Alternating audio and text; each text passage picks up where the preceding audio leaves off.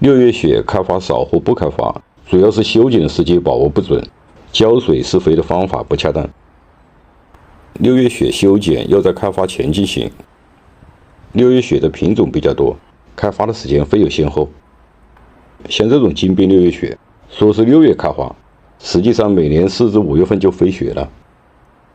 对金边六月雪的修剪，在秋末和早春进行，南方一般在11月份，北方可以提早1个月。修剪要彻底剪掉底部萌生的枝条，剪短过长的枝。六月雪的萌发能力极强，过长过密的无用枝条会在休蜜期消耗更多的养分，不利于春季花苞的形成。修剪后的六月雪要放在阳光充足的环境中养护，控制浇水，不要施肥。修剪后控养的目的是尽量的控制它少发芽或不发芽，在休蜜期汲取更多的养分，在春季才能开出更多的花。这不仅仅是六月雪，其他春季开花的盆景也同样。六月雪比较耐寒，零下3度以上可放在室外养护。北方地区或阳台重养，室内温暖的环境容易使六月雪进入反季生长，可以把大部分老叶摘掉，减少盆景的蒸发量，使整个休蜜期的控水变得轻松简单。值得注意，休蜜期的六月雪过度生长，不仅会影响开花，也会在春季造成盆景失之枯萎。到了2月初，再对六月雪进行一次保性修剪，主要是剪掉秋季和休蜜期生长出来的枝条。充分休蜜后的六月雪蓄势待发，所发出来的侧枝基本上能形成花苞，就像现在这样。这盆多冠六月雪养了近20年时间，六月雪适应浅盆中养，早几年把它改做成水旱盆景，铺上青苔。青苔不仅是点缀，更有很好的保湿效果。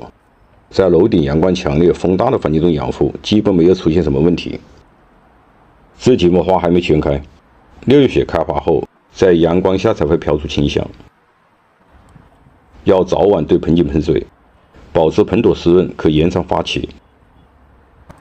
花后的六月雪进入生长期，落花1个星期要进行肥水补充，像发酵后的防肥或其他反射性的专用复合肥。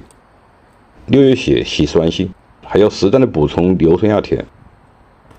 施肥的月份是5、6、9，每月施2次，薄肥勤施。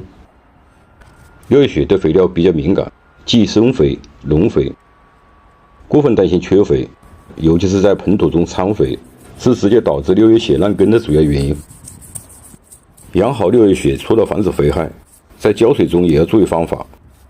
六月雪的根系比较发达，但它的根皮比较薄，盆土过干或积水闷根都会使根皮破裂而产生腐烂。对六月雪浇水要见干见湿，对干和湿的把握见我发过的海棠种养视频。六月雪的枝叶稠密，蒸发量大，盆土出现偏干就要浇水。防止种养中积水闷根，不仅仅是浇水过程，很大程度上取决于盆土和对盆的使用。